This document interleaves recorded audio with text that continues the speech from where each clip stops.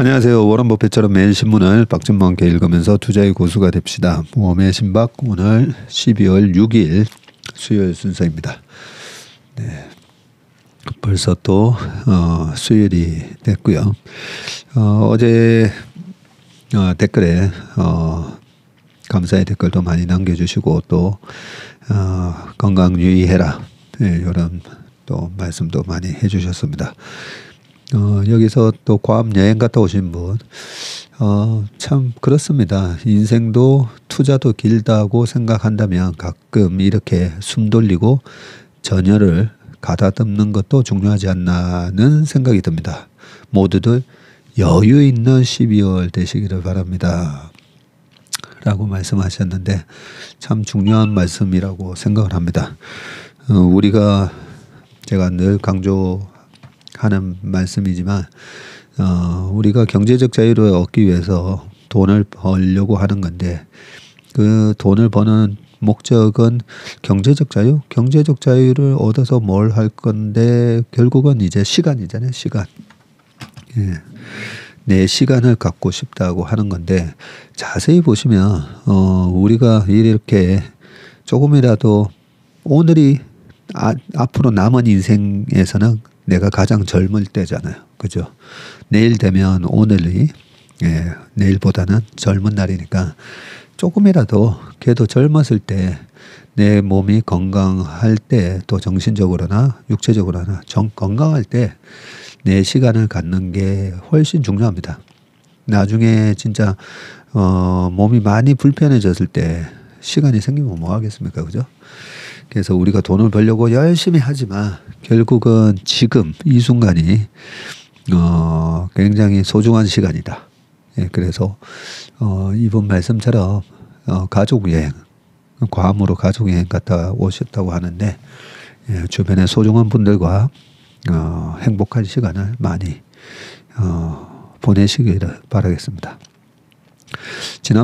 지난주에 제가 다니는 교회의 목사님이 마태복음 말씀 중에 그 주인이 종한테 달란트를 주는 그 대목이 있습니다.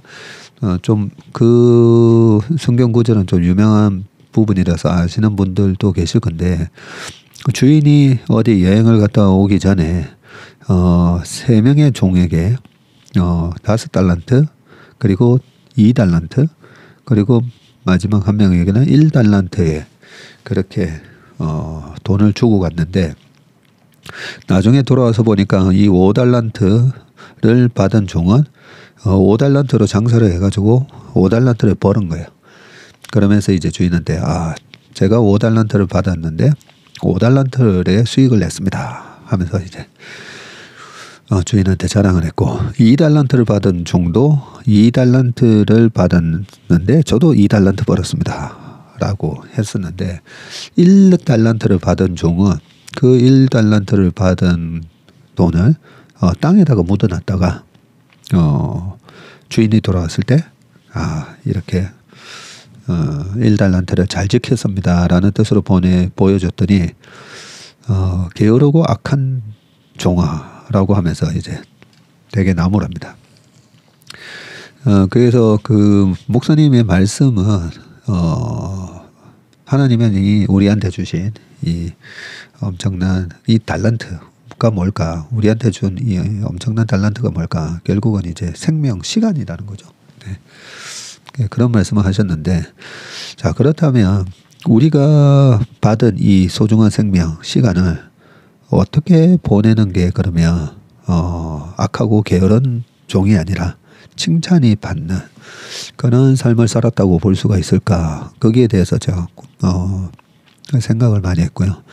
거기서 얻은 깨달음이 뭔가 나는 5달란트를 받았지만 그러면 우리가 한 100세의 인생을 받았다고 치잖아요. 100세의 인생의 삶을 받았는데 우리 삶을 그 1달란트도 다 까먹으면 그거는 더 아마 욕 들어 먹었겠죠. 그죠? 더.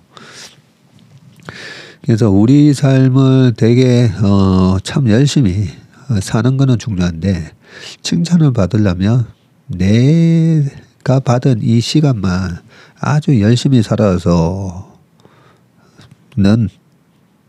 그냥 기본인 거고, 뭔가 5달란트에 해당되는 추가적인 뭔가를 만들어내는, 그 만들어낸다는 게 뭘까? 그러면 그 5달란트, 2달란트, 1달란트 그게 시간이라면 우리한테 뭐 가장 소중한 게 생명이고 시간이니까요. 그죠? 나의 삶 플러스 뭔가의 다른 부가가치를 만들어내야 되는데, 그게 다른 사람의 시간을 벌게 해주는 게 아마 그 성경 말씀대로라면 그러니까 하나님한테 칭찬받는 삶이 되지 않는가라는 생각이 들었고요. 그 가장 소중한 게 시간인데, 그러면 다른 사람의 시간을 세이브해주는, 그렇게 생각을 해보니까 이 주식시장에 우리 100년 역사의 주식시장을 보면 훨씬 주식시장의 역사는 오래됐지만 우리의 시간을 다 세이브해주고 우리의 시간을 줄여주는 그런 기술을 개발하는 기업들이 어떻게 보면 주가가 굉장히 많이 올랐다는 걸 알 수가 있습니다. 포드 자동차가 1910년, 20년대부터 고성장을 하죠. 그러면서 나중에 이제 GM이 시가총액 1등을 1950년대는 제너럴 모터스, GM이 시가총액 1등을 꽤 오랫동안 합니다. 마차를 타고 다니다가 차를 타고 다니면서 훨씬 더 빨라졌겠죠. 그죠? 이동 시간이. 우리의 이동 시간을 빠르게 줄여줬을 겁니다. 그리고 최근에 시가총액 1등인 기업들, 뭐 애플부터 시작해가지고 여러 시가총액 상위 기업들을 보면 반도체 기술이 계속 발전하면서 훨씬 더 빠른 데이터 처리를 해주잖아요. 그죠? 예. 우리가 옛날에 타자기 쓰다가 컴퓨터 쓰다가 지금 모바일에서도 다 이렇게 굉장히 빠른 동영상을 보는데도 20년 전에 닷컴버블 있었을 때는 모뎀으로 접속해가지고 온라인을 접속해도 그 사진 하나 다운받는데도 시간이 걸렸는데 지금은 실시간 동영상이 막 돌아가잖아요. 이런 것들이 보면 다 우리의 시간을 세이브하고 우리의 시간을 벌 수 있는 그런 기술들이었다라는 걸 알 수가 있습니다. 예, 그런 기술을 개발한 혁신적인 기술을 개발하고 그걸 상용화시키고 대중화시킨 게 많은 대중들의 시간을 세이브해 준 거잖아요. 예, 그런 맥락으로 이렇게 보면 그런 혁신적인 기술로 우리 삶을 윤택하게 만들어준 그런 발명가나 기업가, 혁신가, 그런 분들은 다 천국에 가지 않을까, 그런 생각을 해봤습니다. 사설이 조금 길었습니다. 네.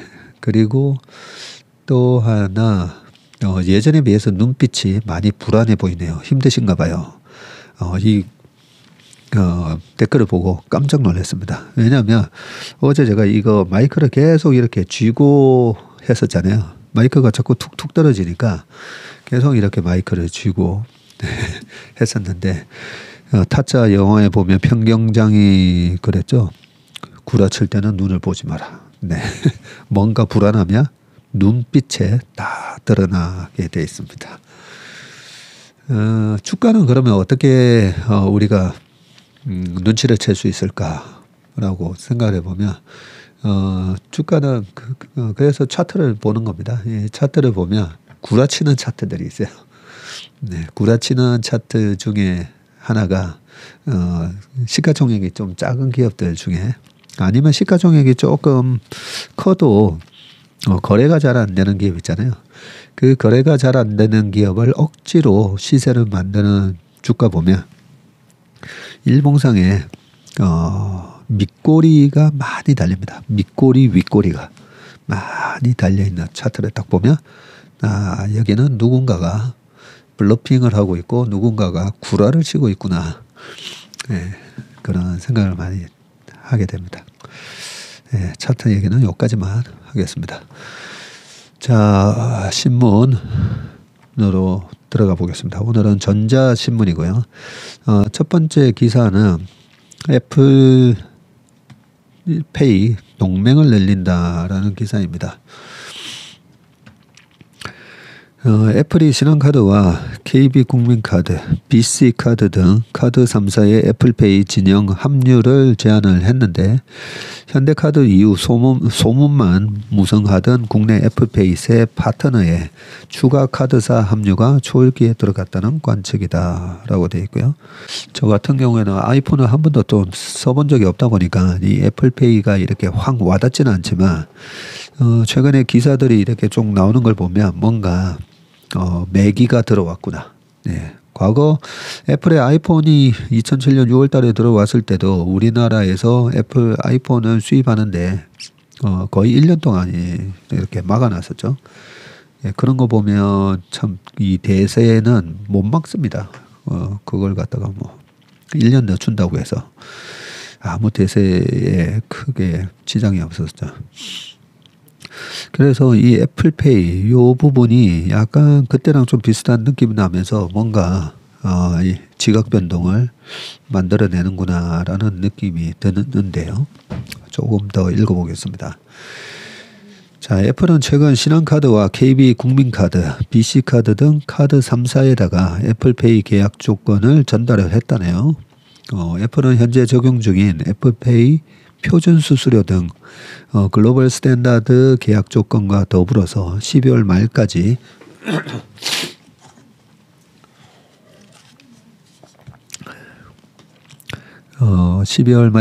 카드사 애플페이 인프라 확보 계획을 요구한 것으로 확인이 됐고요. 카드사들은 애플이 요청한 일정에 따라서 애플페이 인프라 계획 초안을 만들어 제안하고 이를 토대로 수수료 협상에 나설 계획이다. 애플페이는 애플이 서비스하는 근거리 무선통신 NFC 기반 글로벌 간편 결제 수단으로 올해 초 현대카드를 통해서 우리나라에 첫 서비스가 됐고 올해 초에 시작됐어요. 전 세계 70여 개 국가에서 서비스 중인 애플페이는 2006년도에 표준 수수료 구조를 도입했고 2016년부터는 우리나라를 포함한 전 세계 카드 발행사에 공통으로 제안해서 이를 기반으로 수수료를 협의하는데 카드사들은 여전히 애플페이 도입으로 발생할 비용에 민감해하는 분위기고요. 카드사가 제출할 애플페이 인프라 확보 계획이 수수료 조정 등 협의 당락을 좌우할 것으로 관측하고 있다고 합니다. 대형 카드사 합류로 NFC 결제 확대 등 시너지도 예상이 되는데 신한카드는 현재 국내 카드사 점유율 1등이죠. 그리고 KB국민카드는 카드사 2위로 상당한 점유율을 가지고 있는데 신한이 21%, KB국민카드가 17%. 네, 야 둘이 합쳐가지고 38%, 거의 40%다 그죠? 애플이 이들 카드 3사에 계약 조건을 전달하면서 지지부진하던 애플페이 추가 파트너사 선정도 속도를 낼 것으로 전망하고 있는데 앞서 이들 카드사는 올해 6월경 애플에 애플페이 사업 참여 의향서를 제출한 바 있고 다만 그간 이들 카드사가 애플에 제시한 수수료 등 조건이 상이해서 협상이 이루어지지 않았다고 합니다. 이에 애플이 애플페이 관련 계약 조건을 전달, 일종의 기준을 만들어 협의하기로 했고요.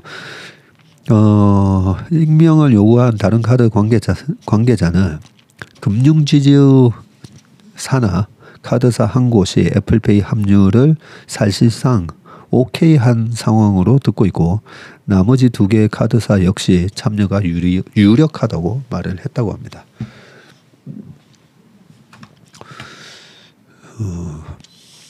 마지막 요 문구를 보니까 하긴 하겠다 그죠? 네.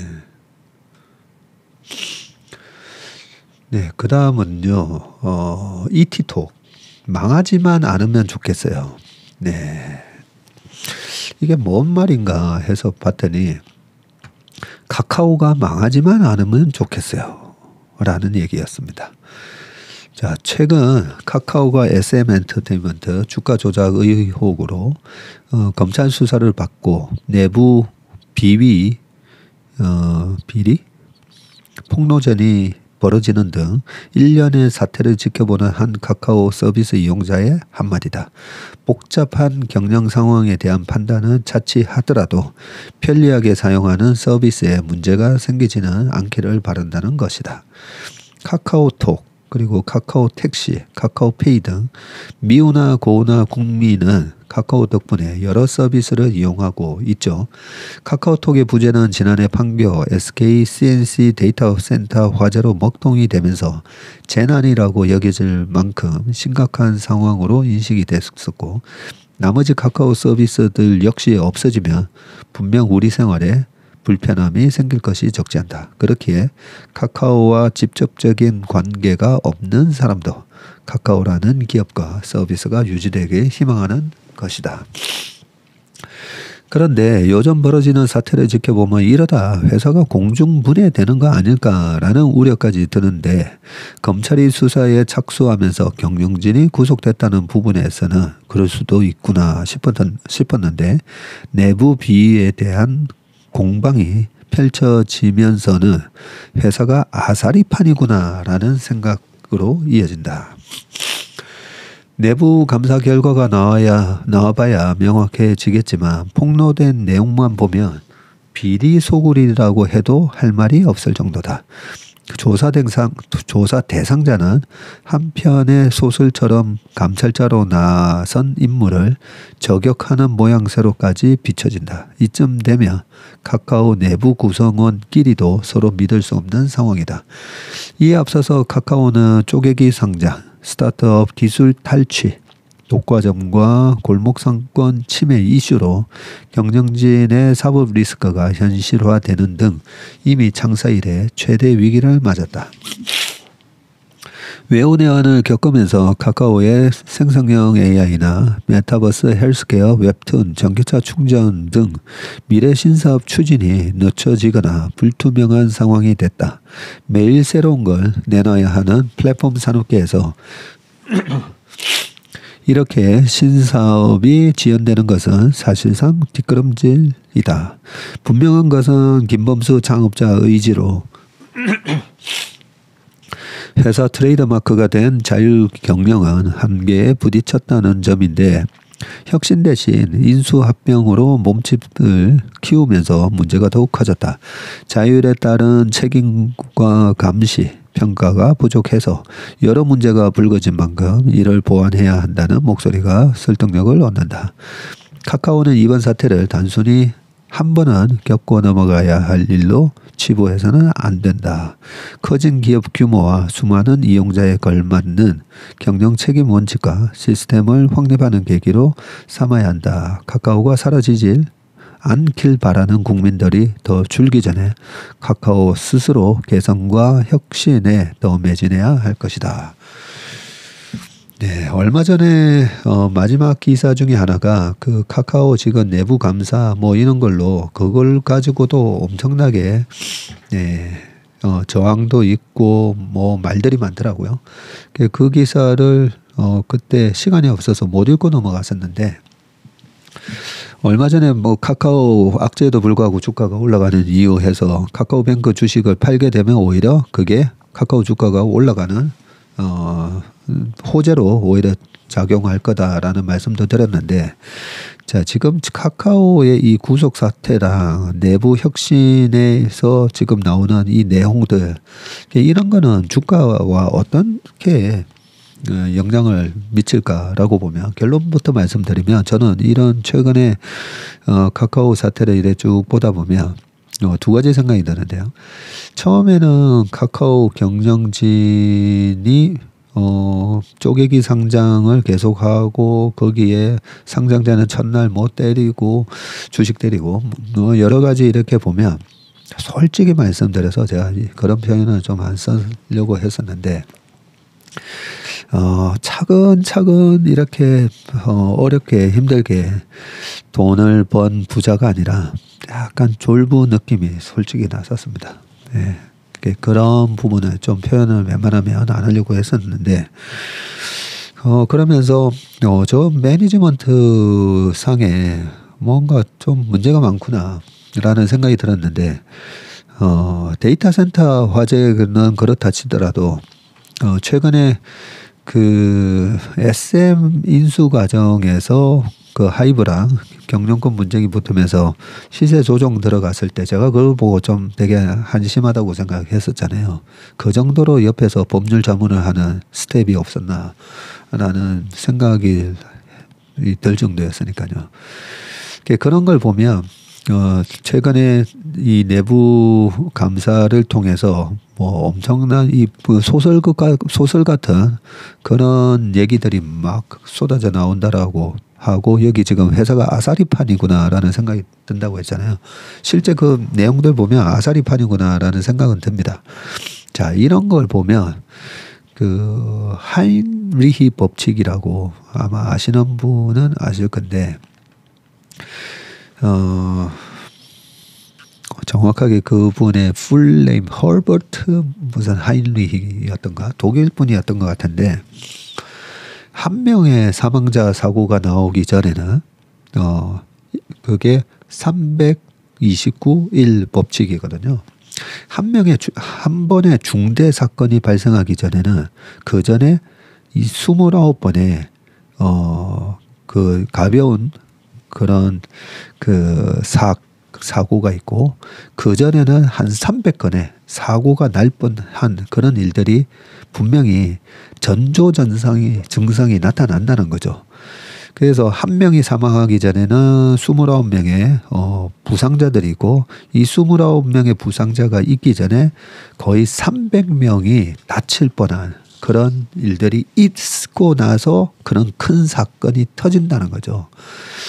그 하임리 법칙을 저는 그 책을 읽은 지는 벌써 한 10몇 년 된 것 같은데요. 그걸 딱 보는 순간 그와 관련된 그 하임리 법칙이 우리나라에 많이 얘기가 됐던 게 예전에 보면 우리나라 대한항공하고 아시아나항공 그 사고가 되게 많았었잖아요. 요즘은 없잖아요. 근데 그때 사고가 났을 때도 미국 항공안전국에서 우리나라 와서 막 그 조사도 하고 했었죠. 그런 것들이 정비하에 요 정도면 뭐 안 해도 되겠지. 이 정도면 안 해도 되겠지. 이런 좀 안이한 그런 안전관리를 하다 보면 잦은 경미한 사고가 있고 그러다가 이제 큰 사고가 이어진다라고 해서 그때 하임리 법칙이 많이 소개가 됐었거든요. 그래서 기업들을 보면 우리가 기업들을 뭐 속속들이 다 알 수는 없잖아요. 알 수는 없는데 이렇게 신문을 통해서나 아니면 종목을 투자하기 전에 클릭해서 최근에 나왔던 뉴스들 한번 쭉 한 3개월치 이렇게 다 보거든요. 네, 공시도 한번 이렇게 쓱 한번 다 봅니다. 근데 거기서 이런 이게 뭐 실수였다는 것처럼 무슨 사건이나 사고 그런 게 있으면 어떤 생각이 드냐면 이 하임리 법칙을 우리가 이렇게 생각하시면 되는데 집에 바퀴벌레 한 마리가 나오면 그 뒤에 그 세콤 광고였나요? 그 뒤에 한 300마리 있다는 거잖아요. 그렇게 보시면 돼요. 네, 한 마리의 바퀴벌레가 보이면 그 뒤에 바퀴벌레가 우글우글 숨어 있다. 이런 것처럼 보시면 되는데 자, 그래서 카카오의 최근에 일련의 사건들을 이렇게 쭉 보면 데이터 센터 뭐 사건뿐만 아니라 이렇게 회사가 아사리판이었구나. 네, 저는 이게 약간은 이 카카오 직원들이 들으시면 좀 그러실 수 있겠지만 그런 일들이 벌어졌다는 거는 그동안에 회사의 문화라든지 이 매니지먼트에 사실 문제가 많았다라는 걸 저는 많았다라고 생각합니다. 그래서 이번에 이런 부분을 이제 혁신을 하고 김범수 의장이 직접 나서서 혁신위원장을 맡았던가 뭐 이런 식으로 해서 한다고 하잖아요. 그리고 과거에 보면 우리나라 대기업들도 그렇지만 그 어떤 이유로도 오너가 구속되고 났을 때 보면 희한하게도 구속되고 났을 때 주가가 늘 좋았습니다. 거의. 예. 뭐 구속돼서 옥고를 치르신 분들한테는 죄송한 얘기지만 그런 부분들이 이제 경각심을 준다는 거죠. 회사의 분위기에 경각심. 이런 일로도 내가 나중에 구속도 될 수가 있고 그런 다른 매니지먼트에 있는 경영진들한테도 아니면 뭐 임직원들한테도 그런 경각심을 주면서 조금 회사의 분위기가 약간 긴장을 하고 그런 컴플라이언스뿐만 아니라 약간 이렇게 좀 우리가 그 반대의 경우는 뭐 저기 당나라 부대야 뭐 이런 얘기 하잖아요. 그게 아니라 진짜 특수부대처럼 그렇게 기업이 단단하게 좀 경영을 할 수 있는 그 분위기를 바꾸는 계기가 될 것으로 생각합니다.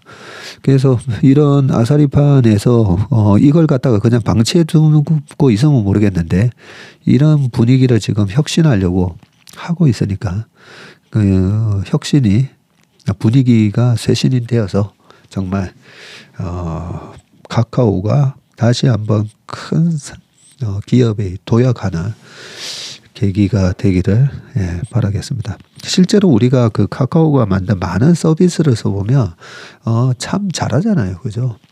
참 우리 아까 제가 처음에 말씀드렸던 것처럼 우리 삶에 많은 시간을 세이브 해줬습니다. 카톡을 통해서 카톡 단체방을 통해서 일일이 뭐 연락을 해야 되는 걸 카톡 단톡방에서 투표함을 통해서 그죠?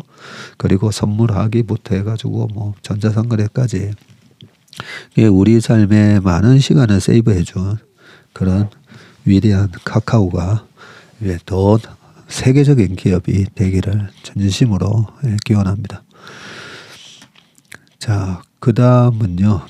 비트코인 얘기입니다. 최근에 비트코인이 쭉 많이 올라오고 있습니다. 자, 비트코인이 상승을 했던 2016년에서 17년, 18년 초까지 비트코인이 쫙 올라가면서 그때도 2016년 초에 홍콩 ELX가 낙인되고 분위기 되게 안 좋았다 했잖아요. 그죠?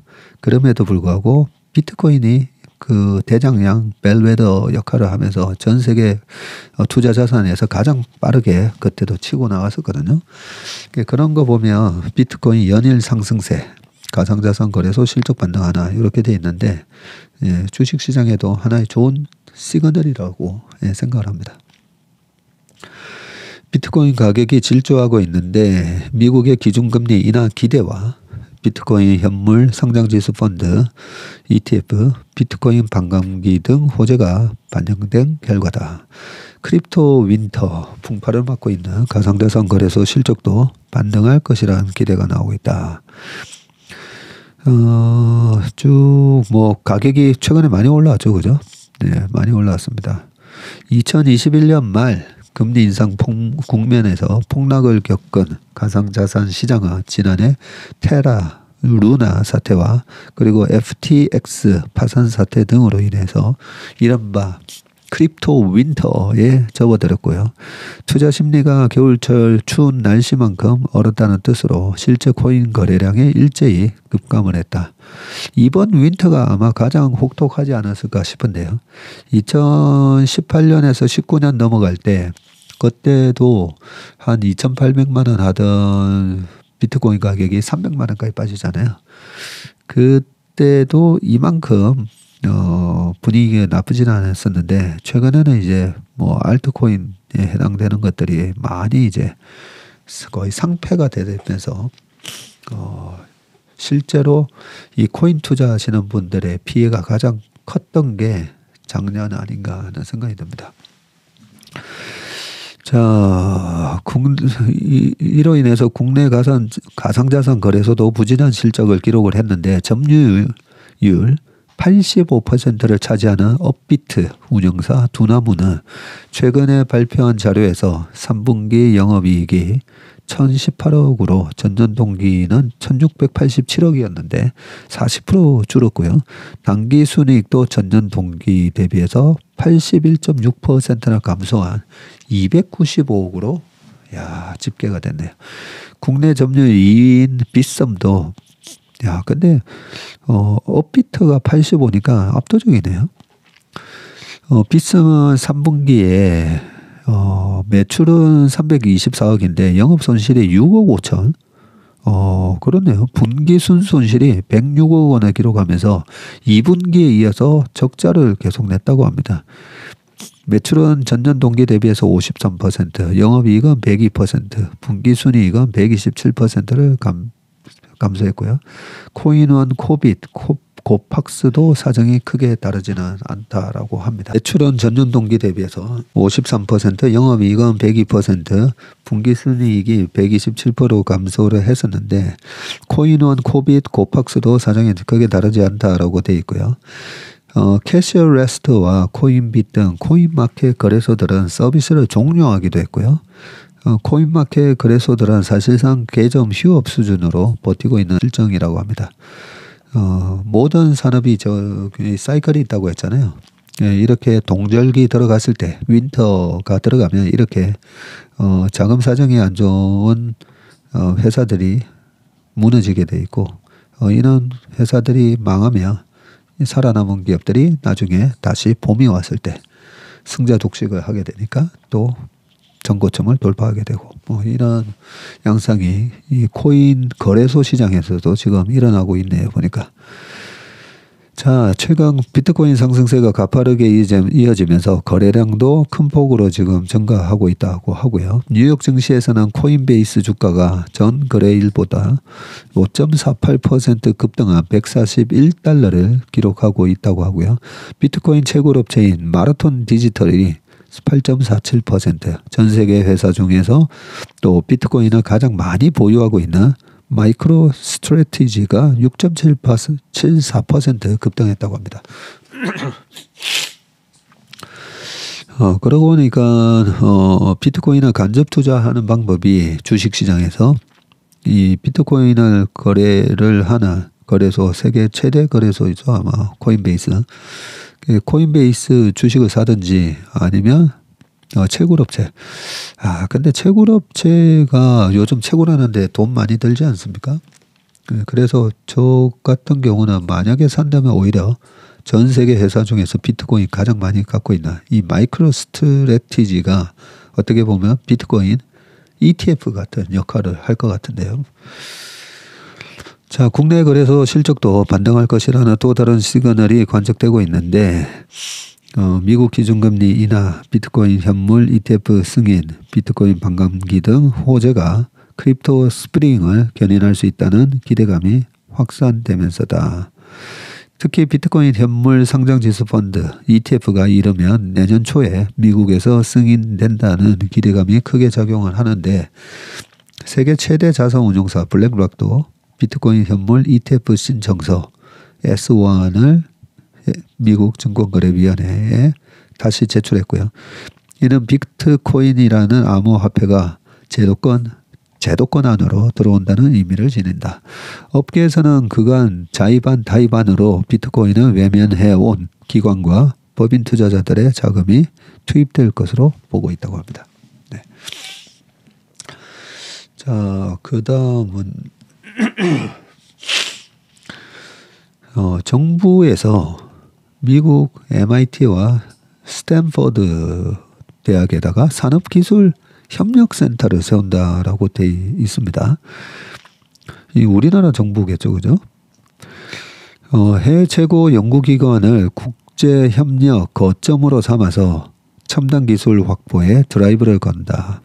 산업통상자원부가 5일 서울에서 박문규 장관 주재로 개최한 기업 최고 기술 책임자 간담회에서 이 같은 내용을 담은 글로벌 기술 협력 종합 전략을 발표했네요.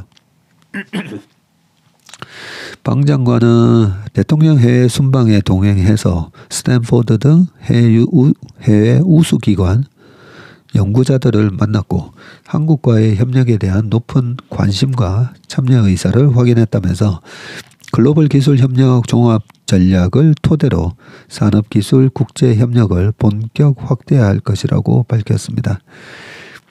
산업부는 국제 협력 R&D의 전략성을 대폭 강화할 계획인데 80개 초격차 급소기술, 100개 차세대 산업 원천 기술, 그리고 10개의 미래기술 등 기술 확보 목표를 명확하게 정립하고 기술적 난도와 상용화 시점에 따라 차별화한 기술 확보 전략을 추진한다. 뭐 쭉 밑에 얼마를 투자하고 이렇게 쭉 돼 있고요. 100개 산업 원천 기술은 차세대 인공지능, AI, 컴퓨팅, 반도체, 세포재생, 신약 등 해외 원천 기술을 기반으로 국내 산업 경쟁력을 높이는 기술인데 MIT랑 스탠포드 등 최우수 연구기관에다가 산업기술협력센터를 설치하고 공동 연구를 추진하는데 내년에 665억 원을 들여서 약 50개 과제에 착수한다고 합니다. 2028년까지 총 6,870억 원을 투입을 하네요. 아울러 세계적으로 연관 산업이 형성되지 않은 초고난도 신기술을 세계 최우수 연구자들과 공동 개발하기 위한 신규 예비 타당성 조사 사업도 추진하고 기존 주력 산업을 대체할 10대 게임 체인저 기술을 확보하는 게 핵심이라고 합니다. 예. 어쨌든 우리가 서울대 김태유 교수님 말씀처럼 이 기술적인 패권을 계속 우위로 가져가야 된다라고 생각합니다. 그러기 위해서는 이렇게 산업부나 정부에서 적극적으로 좀 기술 초격차 산업 경쟁력 확보에 힘을 써주시기 바라겠습니다. 자, 그 다음은 박재민 교수의 뻔한 기술 경영입니다. 이 박 교수님이 그 과거 히스토리, 혁신기업에 대한 히스토리 얘기를 아주 재미나게 잘 해주셔가지고 매번 잘 읽고 있습니다. 자, 아이콘의 기억입니다. 오늘 제목은 아이콘. 그러고 보니까 우리가 뭐 아이콘 이런 얘기를 많이 하는데 아이콘, 특정한 사상이나 생활 방식의 상징으로 여겨지는 것이다. 그리스에서 사람이나 사물의 이미지를 뜻했다고 하고요. 그러다가 비잔틴 시대에 종교적이거나 신성한 이미지를 뜻하는 이콘으로 불리는데 훗날 찰스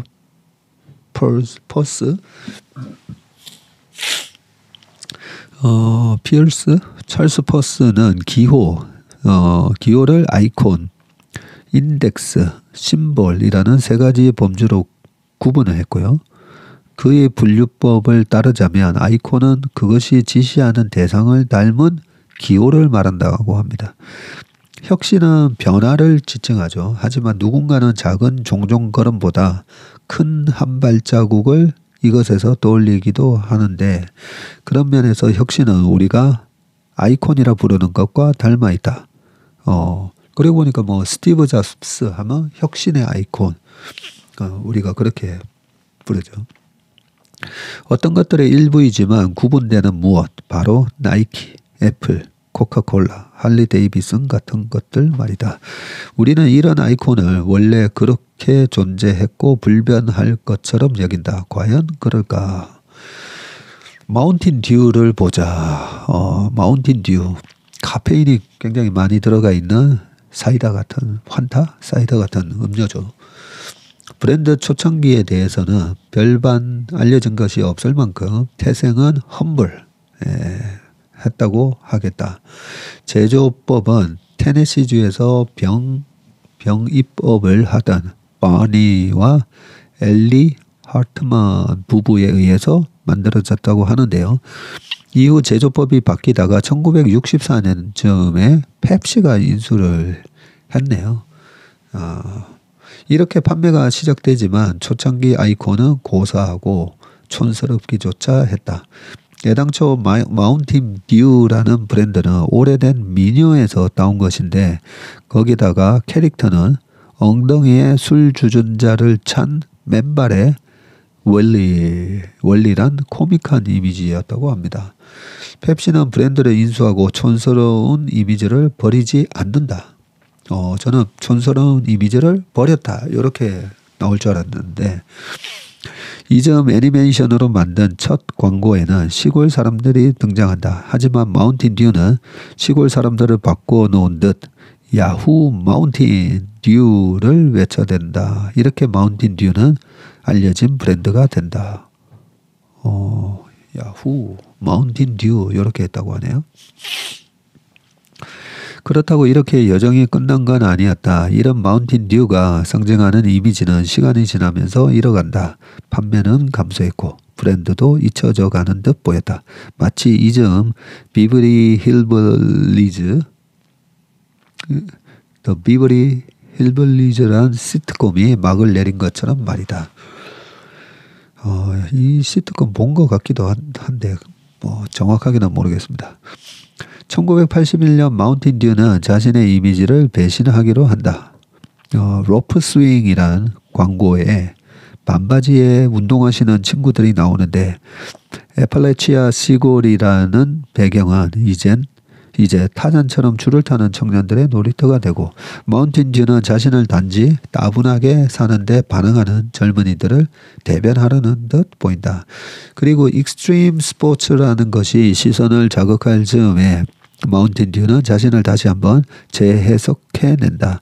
여기서 시골이란 원래의 배경은 절벽과 협곡으로 바뀌고 쿵쾅거리는 배경음악에는 마운틴 바이크를 탄 채 수천 피트를 자유낙하하다가 막바지에 낙하산을 펼친다. 마치 촌놈에서 남성다움이나 젊은이다움으로 그리고 이젠 이 주인공들이 상징하는 어떤 이미지로 재구성하려는 듯 말이다. 누군가는 아이콘이 어떤 DNA를 대변한다고 생각한다. 하지만 실상 아이콘은 자신이 그런 것처럼 행동하지 않는다. 혁신의 아이콘이라고 누구는 뭐의 아이콘 하는데 실제 그 아이콘은 자신이 그런 것처럼 행동하지 않는다네요.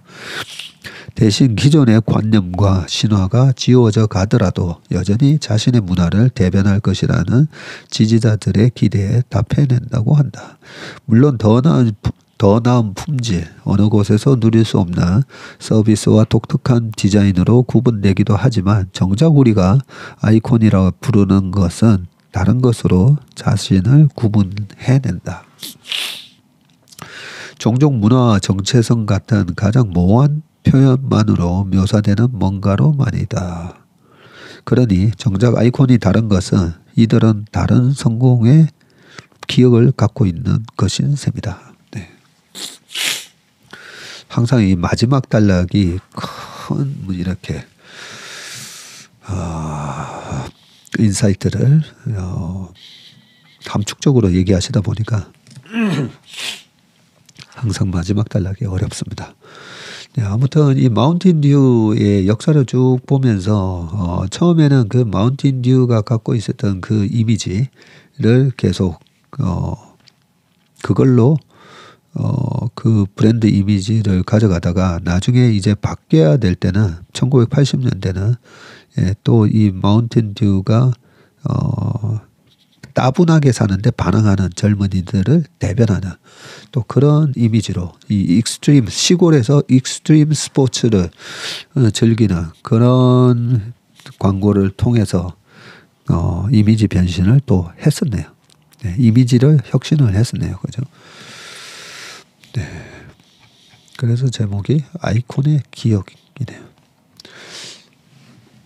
오휴, 시간이 46분이네요. 네, 마지막 기사는요. 스페셜 리포트 위믹스 이달 재상장 추진 여전히 혼란스러운 뭐 쭉 돼 있는데 조금 가상화폐 시장에 관심이 많으신 분들은 이 기사까지 읽어보시면 좋을 것 같습니다.